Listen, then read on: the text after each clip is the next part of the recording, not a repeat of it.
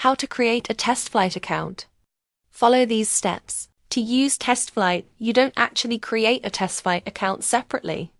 It works with your Apple ID, the same account you use for the App Store and iCloud. So first, make sure you're signed into your iPhone or iPad with an Apple ID. If you're signed in, you're ready. If not, sign in or create a new Apple ID by tapping Sign In to your iPhone.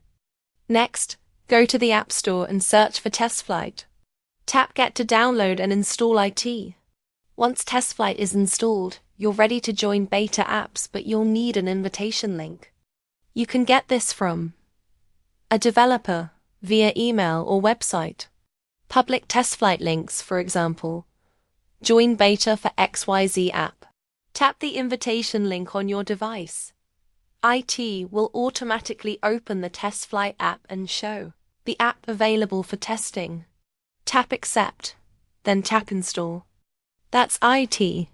The beta app will appear on your home screen with a yellow dot next to its name, meaning it's in beta mode. If you're a developer, you'll need to enroll in the Apple Developer Program to distribute apps via Testflight. That's a different process. Thanks for watching.